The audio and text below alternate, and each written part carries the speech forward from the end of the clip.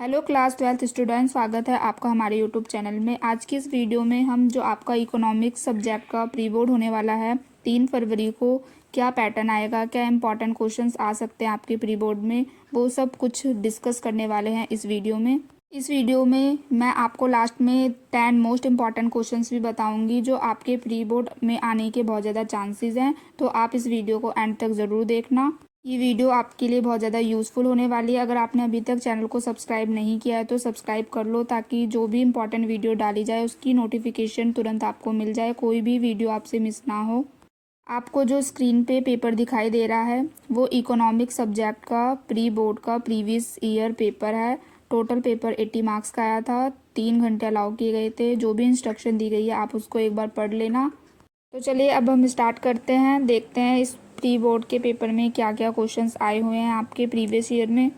Section A देखते हैं। Section A में आपका फर्स्ट क्वेश्चन है, which of the following is the study of micro economics. निम्नलिखित में से कौन सा विशिष्ट अर्थशास्त्र का अध्ययन है।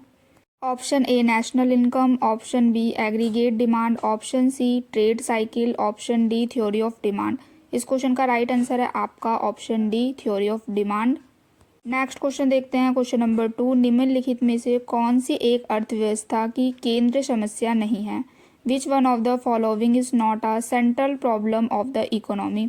Option A what to produce, option B for whom to produce, option C fuller utilization of resources, option D problem of poverty and unemployment.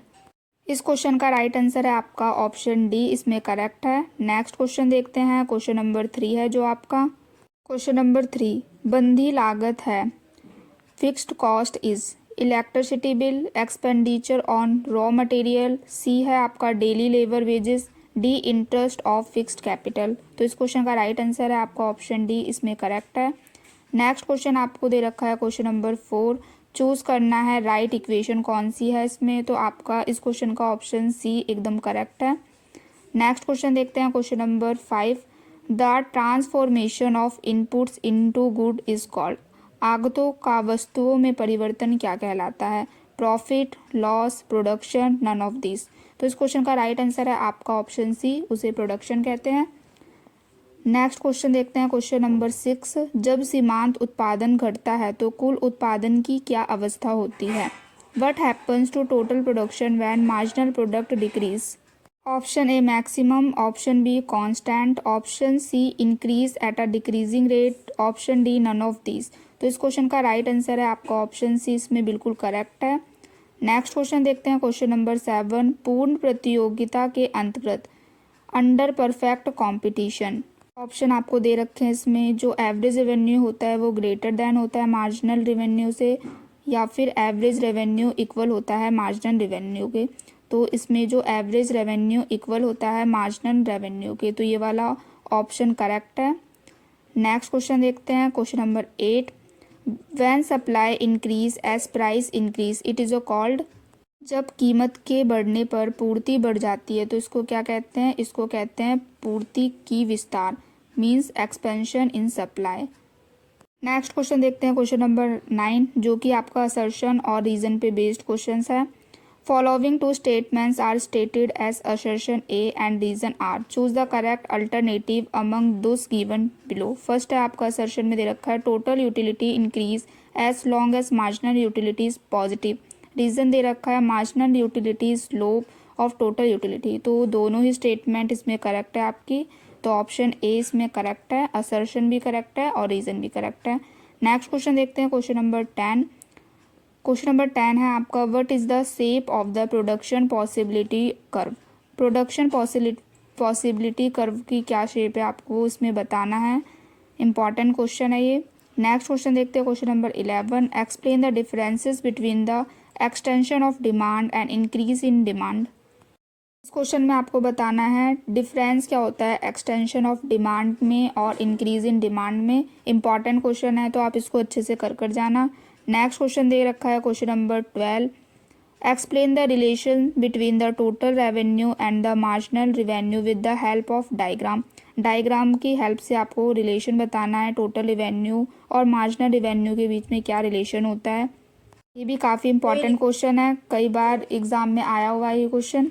तो आप इस सभी क्वेश्चंस को अच्छे से कर जाना है। इस पीडीएफ में जितने भी क्वेश्चंस इंक्लूड हैं सारे इंपॉर्टेंट क्वेश्चंस हैं, तो अच्छे से पढ़ कर जाना। नेक्स्ट क्वेश्चन आपको इसके और में दे रखा है, give the difference between the return to factor and return to scale. Return to factor और रिटर्न टू स्केल में क्या डिफरेंस होता है, आपको इस क्वेश्चन में एक्सप्लेन करना है। नेक्स्ट क्वेश्चन देखते हैं, question number 13, what is the mean by the production possibility curve, illustrate with the help of table and diagram की हेल्प से आपको इस क्वेश्चन को एक्सप्लेन करना है। इंपॉर्टेंट क्वेश्चन है। क्वेश्चन नंबर 14 दे रखा है आपको, कंप्लीट द फॉलोइंग टेबल। जो भी टेबल दी है आपको इसको कंप्लीट करना है। टोटल वेरिएबल कॉस्ट फाइंड करना है, मार्जिनल कॉस्ट। नेक्स्ट दे रखा है इसके और में question, explain the difference determination of market equilibrium price under the perfect competition with the help of figure। Next है आपका question number 15, explain the law of diminishing return to a factor with the table and diagram की बनाकर आपको इसको explain करना है। Important question है ये भी। इसके और में भी एक क्वेश्चन आया, explain the increase in the supply and the decrease in supply with the help of diagram. इस क्वेश्चन में आपको इंक्रीज इन सप्लाई और डिक्रीज इन सप्लाई को डायग्राम की हेल्प से एक्सप्लेन करना है। नेक्स्ट क्वेश्चन नंबर 16 देखते हैं। क्वेश्चन नंबर 16 है आपका, explain the total expenditure method to measure the electricity of demand. इस क्वेश्चन में आपको टोटल एक्सपेंडिचर मेथड्स को एक्सप्लेन करना है जिसका यूज़ किया जाता है इलास्टिसिटी ऑफ डिमांड को मेजर करने के लिए। नेक्स्ट क्वेश्चन दे रखा है इसके और में, explain the consumer equilibrium with the help of indifference curve analysis. ये भी इंपॉर्टेंट क्वेश्चन है, तो आप इसको भी पढ़ कर जाना। नेक्स्ट देखते हैं question number 17, explain the different possibilities of the profit in the short run equilibrium of a perfectly competitive market. Question number 17 ये काफ़ी बार प्रीवियस ईयर एग्जाम में आया हुआ है, तो आप इसको अच्छे से याद कर लेना। ये भी इंपॉर्टेंट क्वेश्चन है फाइनल एग्जाम के लिए भी और प्री बोर्ड एग्जाम के लिए भी। नेक्स्ट क्वेश्चन इसके और में आया, explain the law of variable proportion. Of variable proportion का क्या लॉ है आपको एक्सप्लेन करना है इस क्वेश्चन में। पार्ट बी देखते हैं। पार्ट बी में क्वेश्चन नंबर 18 है आपका, when was the RBI establish. RBI की स्थापना कब की गई थी, 1905 में, 1920 में, 1935, 1990। तो ऑप्शन सी इसका करेक्ट है, 1935 में आरबीआई की स्थापना की गई थी, Reserve Bank of India. Next question number 19। Question number 19 है आपका, वित्तीय वर्ष आरंभ कब होता है। Financial year is started from 1 July, 1 January, 1 April, none of this. तो इसका राइट आंसर है आपका option C, 1 April. Next question देखते हैं, क्वेश्चन नंबर 20, भारत में 1 रुपये का नोट जारी कौन करता है।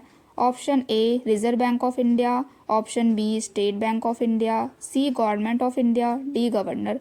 तो इस क्वेश्चन का राइट आंसर है option A Reserve Bank of India. बहुत ही सिंपल क्वेश्चन है और इजी।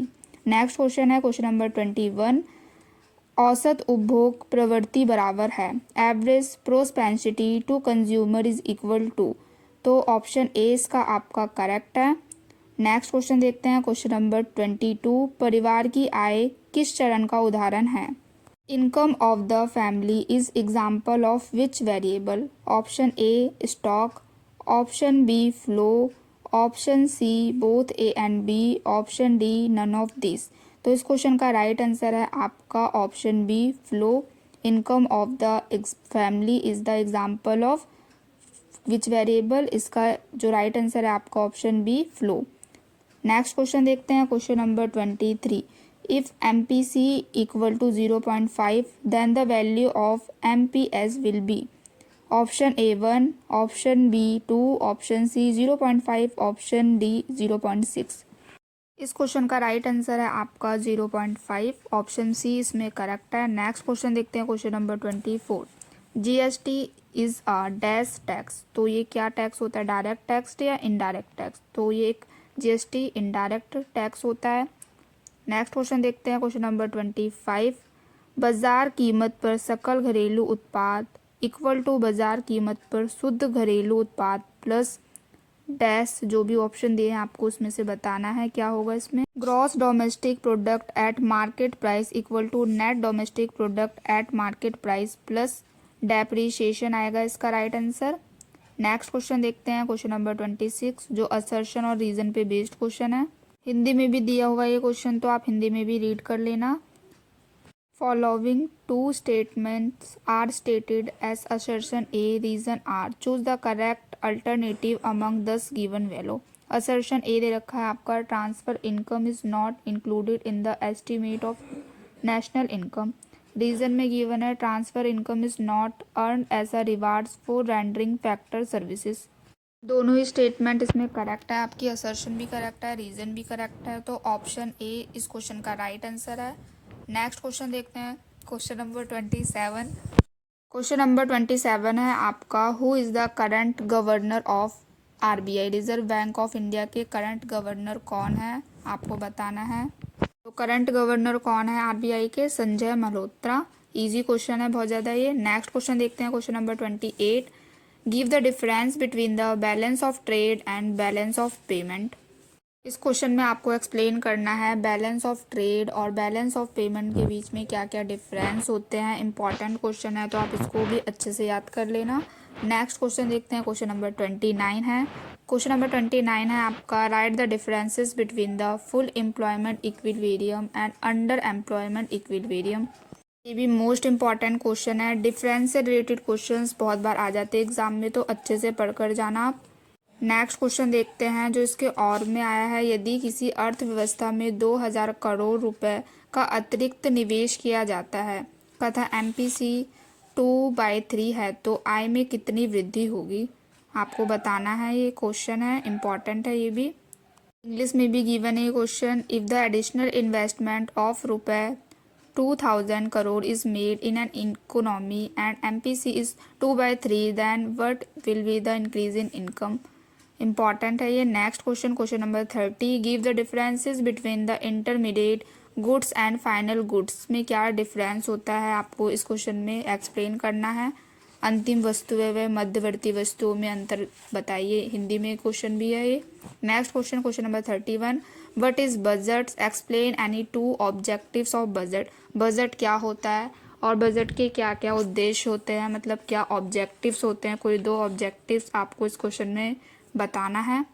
नेक्स्ट क्वेश्चन इसके और में दिया गया है, what is a budget deficit and how can it be corrected. Budget घाटा क्या होता है और इसे कैसे पूरा किया जा सकता है. हिंदी में भी गिवन है ये क्वेश्चन, तो अच्छे से याद कर लेना ये वाला क्वेश्चन भी. नेक्स्ट क्वेश्चन देखते हैं, क्वेश्चन नंबर 32 है. Explain the concept of investment multiplier process with the example. Important question है ये वाला भी. नेक्स्ट क्वेश्चन जो इसके और में आया है, explain the determinants of aggregate demand. क्या क्या डिटर्मिनेंट्स होते हैं एग्रीगेट डिमांड के, वो सब आपको एक्सप्लेन करना है इस क्वेश्चन में. लॉन्ग आंसर टाइप क्वेश्चन में भी कई बार आया हुआ है ये क्वेश्चन. नेक्स्ट क्वेश्चन देखते हैं, question number 33. Explain the expenditure method of measuring the national income. Expenditure methods measure करने का नेशनल इनकम को, ये सब आपको एक्सप्लेन करना है इस क्वेश्चन में, क्वेश्चन नंबर 33 में. नेक्स्ट इसके और में दिया हुआ है क्वेश्चन, डिफरेंस बताना है आपको कमर्शियल बैंक और सेंट्रल बैंक में क्या क्या डिफरेंस होता है. फंक्शन के बेसिस पे, इनकी मीनिंग के बेसिस पे इस क्वेश्चन को आप डिफाइन कर सकते हो. इंपॉर्टेंट क्वेश्चन है और इजी भी क्वेश्चन है बहुत ज़्यादा. नेक्स्ट क्वेश्चन देखते हैं, question number 34. What do you mean by the money, right its primary function. Money, मुद्रा से आपका क्या अभिप्राय है, मनी का क्या मतलब होता है और इसके प्राथमिक कार्य क्या होते हैं, क्या प्राइमरी फंक्शंस है मनी के, ये सब आपको डिटेल में एक्सप्लेन करना है इस क्वेश्चन में, क्वेश्चन नंबर 34 में. नेक्स्ट क्वेश्चन इसके और में दिया गया है, which activities are included in the estimation of the national income. National income की एस्टिमेशन में कौन कौन सी एक्टिविटीज़ इंक्लूड होती हैं, वो सब एक्सप्लेन करना है आपको इस क्वेश्चन में. राष्ट्र आय की गणना में शामिल होने वाली एक्टिविटीज़ को लिखो, ये सब आपको एक्सप्लेन करना है. तो ये सारे क्वेश्चंस थे प्रीवियस ईयर के प्री बोर्ड के क्लास 12 के इकोनॉमिक्स सब्जेक्ट के. अब मैं आपको 10 मोस्ट इंपॉर्टेंट क्वेश्चंस बता देती हूँ जो आपको पढ़कर जाना है. प्री बोर्ड में आने के बहुत ज़्यादा चांसेस हैं, तो आप उन सब क्वेश्चंस को अच्छे से कर लेना और इस पेपर को भी अच्छे से रिवाइज कर जाना. इस पेपर में जितने भी क्वेश्चंस दिए गए हैं आपको सभी क्वेश्चंस एकदम अच्छे से याद करके जाने हैं. बिल्कुल ऐसा ही पैटर्न आएगा आपके प्री बोर्ड एग्ज़ाम का भी, जो आपका 3 फरवरी को है एग्ज़ाम. तो चलिए अब डिस्कस कर लेते हैं 10 मोस्ट इम्पॉर्टेंट क्वेश्चंस को. तो ये PDF है पीडीएफ में वो सभी क्वेश्चंस इंक्लूड किए गए हैं जो आपके प्रीवियस ईयर एग्ज़ाम में रिपीट हुए हैं काफ़ी बार, जैसे आपके 2025 में जो एग्ज़ाम हुआ था उसमें, 2024 में, 23 में। तो आप इन सब क्वेश्चंस को अच्छे से याद कर लेना, फाइनल एग्ज़ाम के लिए भी ये काफ़ी इंपॉर्टेंट है। तो फर्स्ट देखते हैं, write the formula of the following. Average propensity to consumer. Second है आपका marginal propensity to consumer, average propensity to save. तो इन सबसे रिलेटेड आपको फॉर्मूला याद करके जाना है, इंपॉर्टेंट क्वेश्चन है। क्वेश्चन नंबर 2 है, what are the effect of the budget on the economy. Budget का क्या इफेक्ट पड़ता है इकोनॉमी पे, ये सब आपको एक्सप्लेन करना है इस क्वेश्चन में। नेक्स्ट क्वेश्चन देखते हैं, क्वेश्चन नंबर 3 है आपका, right the characteristics of the tax. Tax के क्या क्या कैरेक्टरिस्टिक्स होते हैं, क्या क्या फीचर्स होते हैं, मीनिंग ऑफ टैक्स। तो आप इन सब से रिलेटेड क्वेश्चन भी इसको कर लेना, इंपॉर्टेंट क्वेश्चन है। नेक्स्ट देखते हैं question number 4, right the main characteristics of the capitalist economy. Capitalist economy के मेन क्या क्या फीचर्स होते हैं, क्या क्या कैरेक्टरिस्टिक्स होते हैं, ये सब आपको एक्सप्लेन करना है, इंपॉर्टेंट क्वेश्चन है। मिक्स्ड इकोनॉमी से रिलेटेड भी क्वेश्चन आ जाता है। नेक्स्ट क्वेश्चन देखते हैं, question number 5, explain the components of aggregate demand.